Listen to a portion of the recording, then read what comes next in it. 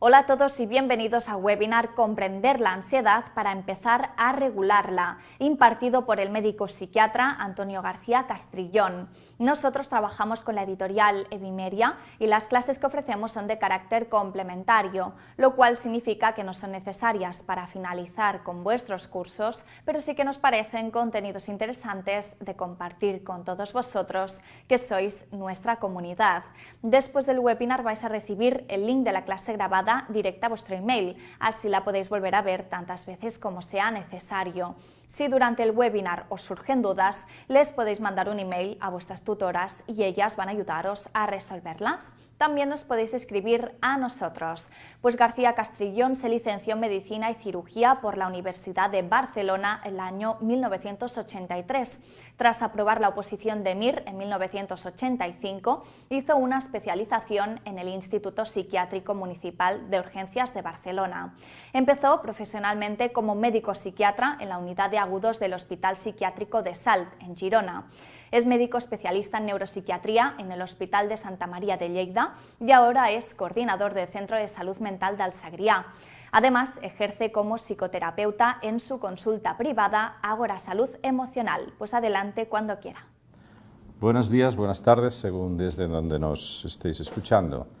En esta charla de hoy vamos a intentar dar algunas claves para entender lo que es la ansiedad y para que eso nos permita poder regularla en la medida de lo posible. Ya sabemos que el cerebro humano es un órgano muy complejo que la evolución ha diseñado básicamente para la supervivencia, tanto del individuo como de la especie. Y para ello ha creado un efecto, una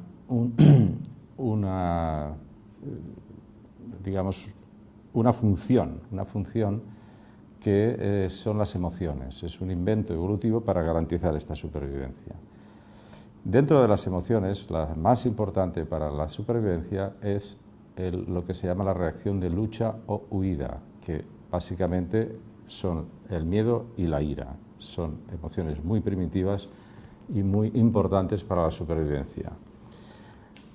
En los años 50, el señor Hans Seyle, un investigador norteamericano, describió lo que él llamó el síndrome general de adaptación, que sería la descripción sería exactamente esta. El síndrome general de adaptación, que es lo que hoy día llamamos el estrés, es la reacción fisiológica del organismo ante cualquier situación que nosotros percibimos como una amenaza. A esa situación le llamamos el estresor y el resultado es el estrés.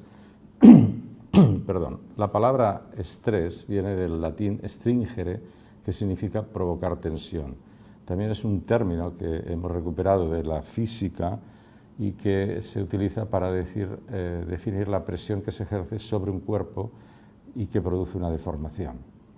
Aquí subrayo, insisto, que el concepto es cuando nosotros percibimos una situación como amenazante, lo que no quiere decir que realmente lo sea. Esta reacción la tienen todos los animales, por ejemplo, esta gacela reacciona con el estrés, la lucha y la huida para salvar su vida ante la amenaza de este guepardo. Pero está en todos los animales, desde los reptiles, incluso podríamos irnos más atrás y hasta los animales menos evolucionados también tienen este tipo de reacción. El ser humano durante millones de años ha vivido en un ambiente hostil, en un ambiente cambiante, lleno de peligros, y esta reacción de lucha-huida ha sido fundamental para su supervivencia. Centrémonos en el miedo, porque estamos hablando de la ansiedad, pero es que la ansiedad en realidad es el miedo, es decir, es exactamente lo mismo. En psiquiatría se define la ansiedad como temor sin objeto. Quiere decir que es una reacción de miedo ante algo que no es una amenaza física real. O sea, si viene un león, entra por la puerta, voy a tener miedo, pero si me estoy imaginando que voy a perder el trabajo, le llamo ansiedad. Pero los cambios fisiológicos son exactamente lo mismo. Vemos aquí esta expresión claramente de miedo. Los ojos muy abiertos, las pupilas dilatadas para captar toda la información visual posible. Si el hombre pudiera mover las orejas, que algunos lo pueden hacer, las dirigiría hacia donde procede la fuente de sonido, y luego el gesto de taparse la boca es como un intento inconsciente de intentar no hacer ningún ruido que pueda alertar al depredador. Son reacciones, ya digo, muy primitivas. El miedo nos produce inmediatamente el instinto de huida. Intentamos escapar del peligro y para eso se activa todas las funciones del organismo. Da igual si estás cansado, si tienes fiebre, si estás hambriento, si estás herido, si estás somnoliento. En el momento que se activa esa reacción vas a salir volando como este individuo que se tira a la piscina cuando le persigue el tigre. O sea, la huida, el miedo, lo primero que hace es intentar apartarnos de la amenaza, huir de la amenaza. Y la ira. La ira, que es la otra versión del miedo, también se produce cuando nos sentimos amenazados. Esto es también un concepto muy importante. El miedo y la ira son dos caras de la misma moneda.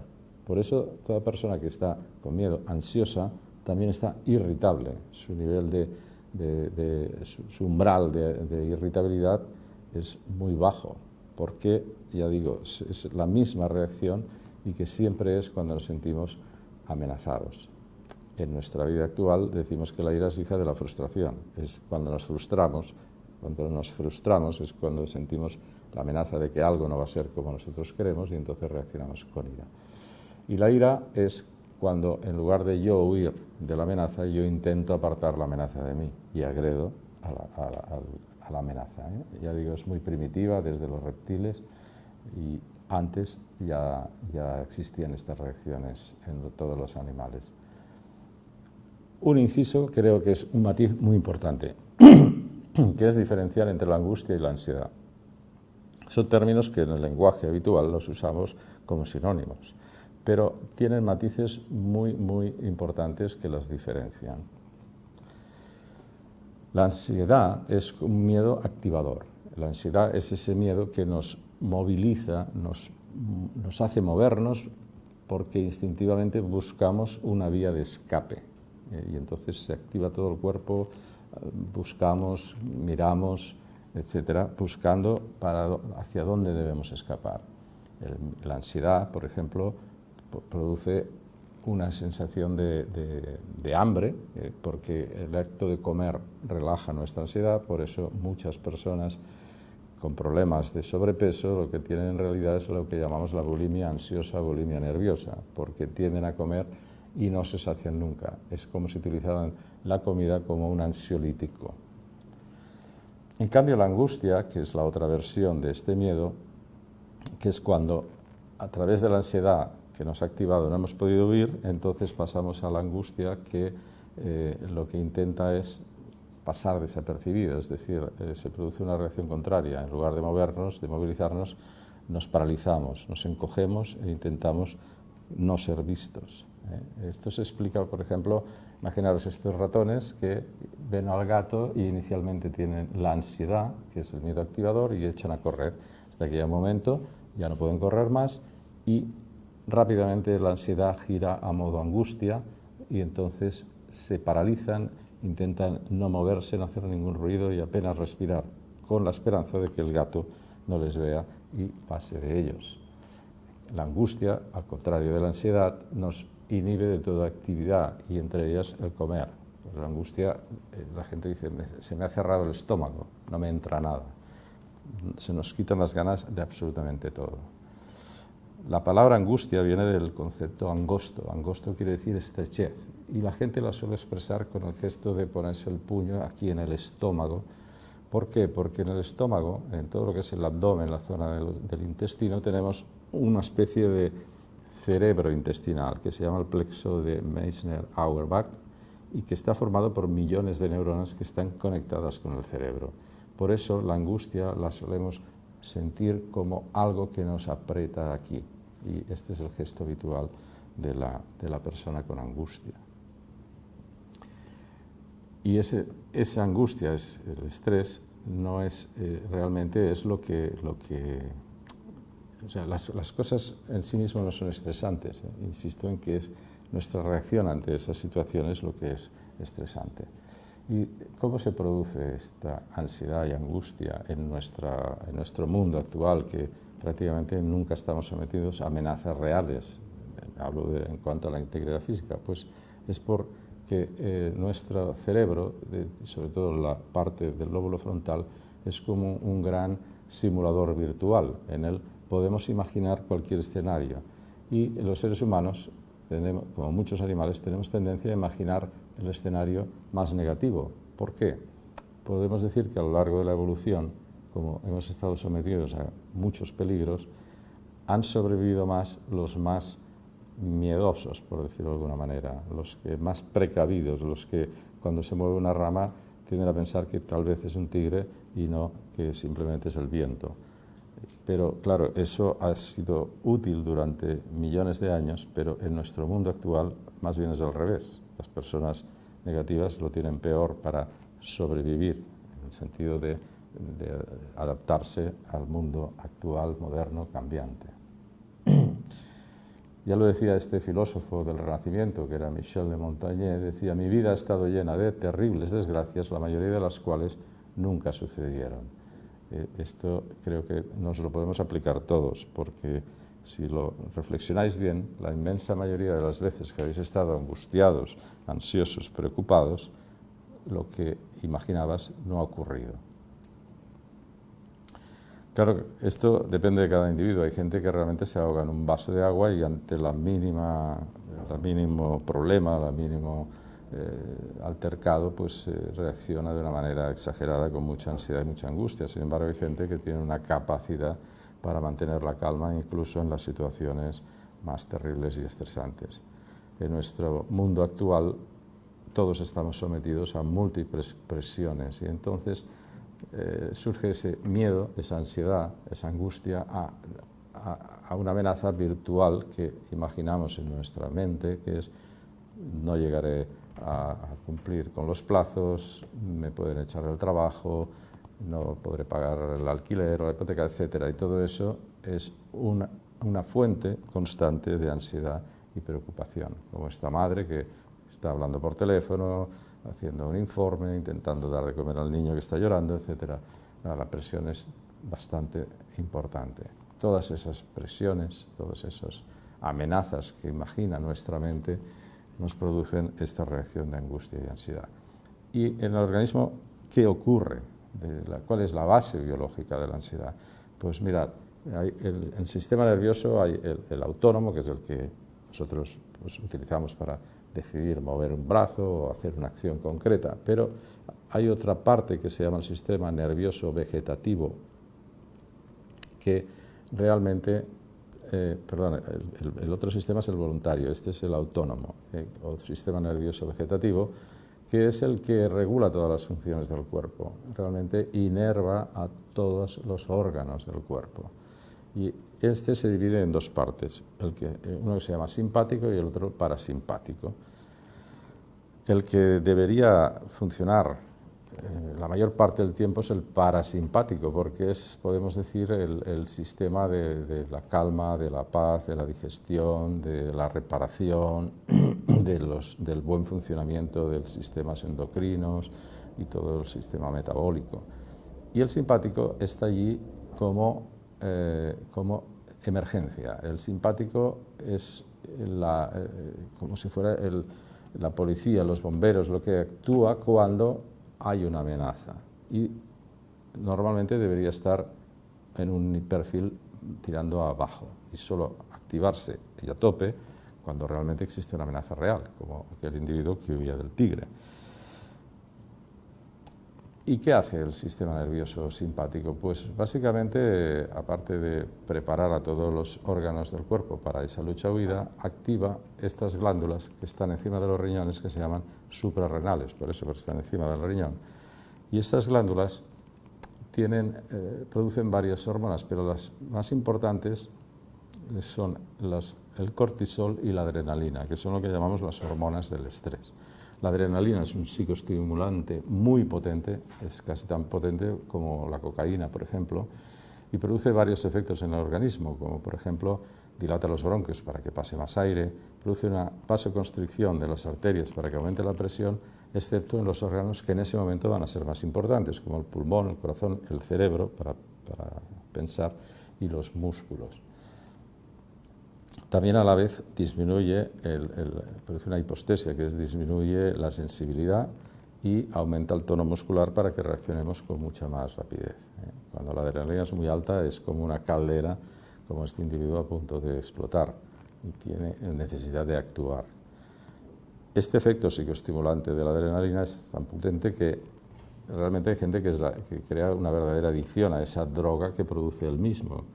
Y por eso son adictos a actividades de riesgo, a situaciones de estrés, porque necesitan cada vez un nivel mayor de adrenalina. Y la otra hormona, que se libera más lentamente, que es el cortisol, tiene varias funciones. Una importante es que aumenta el nivel de azúcar, de glucosa en la sangre, para que los músculos tengan más combustible. Aumenta la memoria para fijar datos en ese momento de tensión. Elimina o disminuye la sensibilidad al dolor y tiene un potente efecto antiinflamatorio. Claro, en el momento de estar luchando con un depredador no necesitas sentir el dolor ni inflamar las heridas. En ese momento no, ya ocurrirá después, pero en ese momento todo lo anula.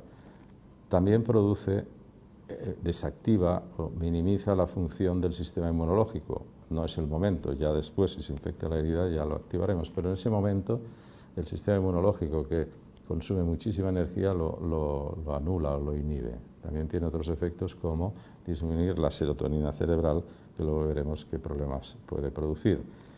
Cuando los niveles de cortisol y adrenalina se mantienen elevados durante mucho tiempo, días, semanas, meses, se produce un estado de fatiga que es como si realmente estuviéramos físicamente muy cansados. Y por eso ocurre que a veces después de una jornada muy estresante llegamos a casa y nos sentimos como si hubiéramos corrido una maratón, cuando en realidad no nos hemos movido de la silla. Y eso es por los niveles tan elevados durante tanto tiempo de cortisol y adrenalina. Y a la larga esto puede producir incluso un estado depresivo, lo que se llama el síndrome ansioso depresivo o distimia en psiquiatría.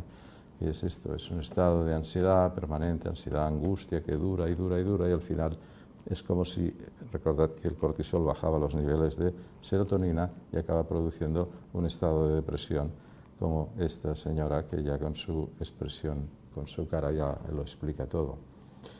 Entonces, ese estado que Freud llamaba neurastenia y nosotros llamamos distimia, produce varios síntomas fundamentales como estos: disnesia y disprosexia, quiere decir dificultad de memoria, dificultad de concentración, la fatiga, la astenia, por eso le llamaba neurastenia, porque astenia del sistema nervioso, es lo que quiere decir esta palabra, que la OMS acepta aún este concepto de neurastenia. La disforia, que es cambios de humor muy rápidos, disminución de la libido.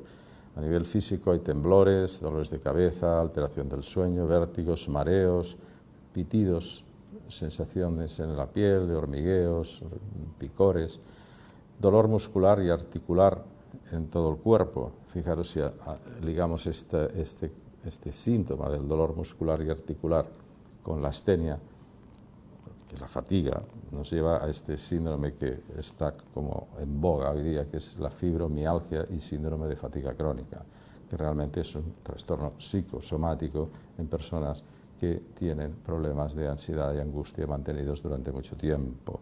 Por eso incluso hasta los reumatólogos prescriben antidepresivos para personas con este síndrome.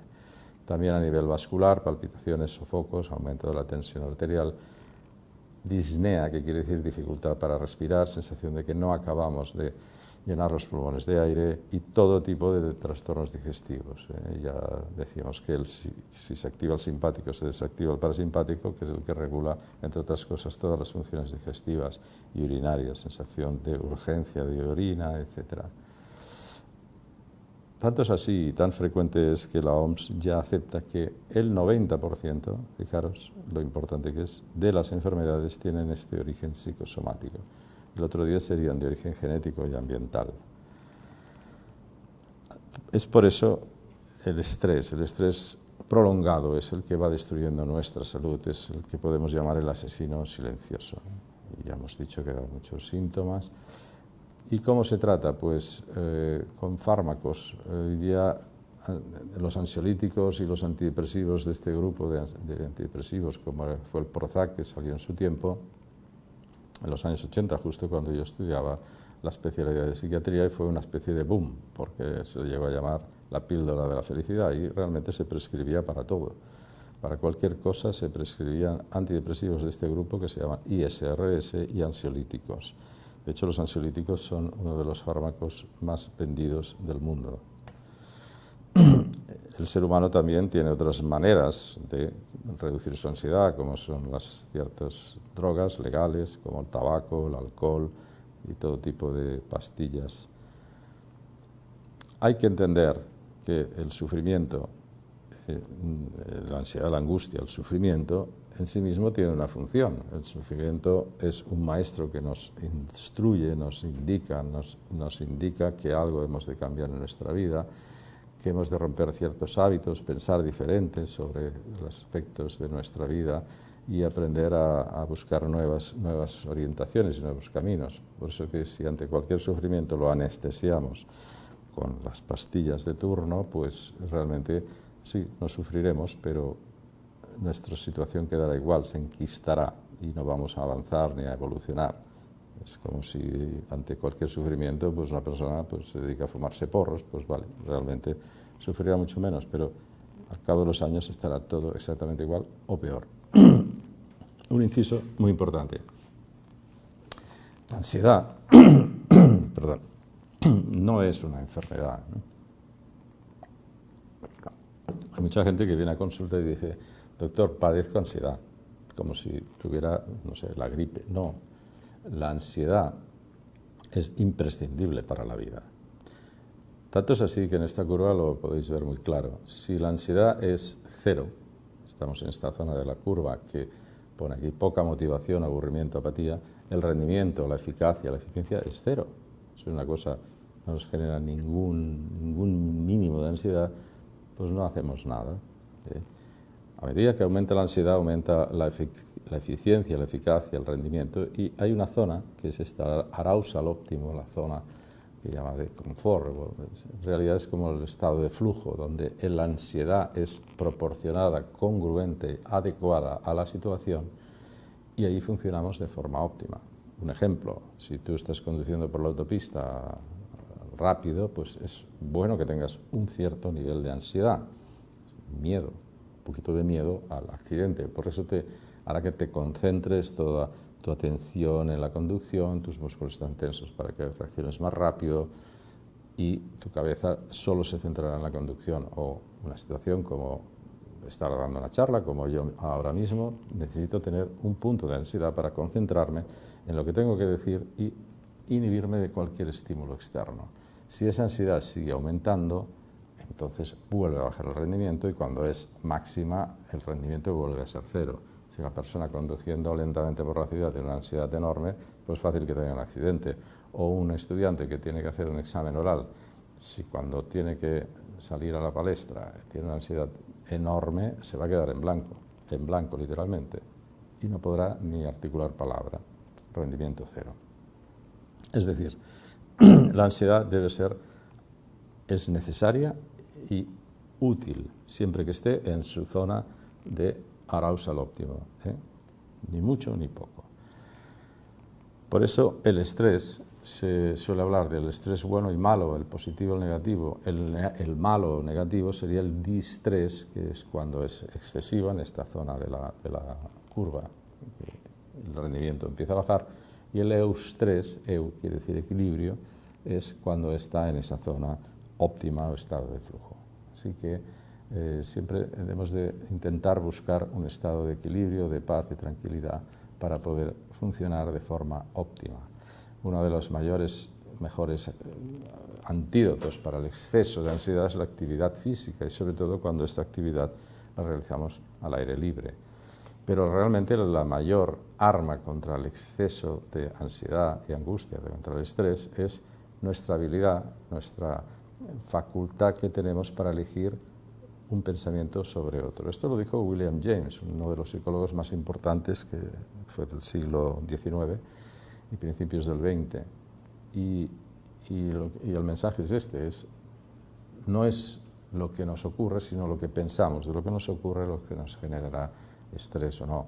Por eso hemos de entrenarnos a pensar de una manera más positiva sobre las cosas, de ante un problema pensar que es un reto y pensar que las cosas nos pasan para algo y que algo tenemos que aprender, no dejarnos llevar por el miedo, la angustia, la ansiedad y la ira.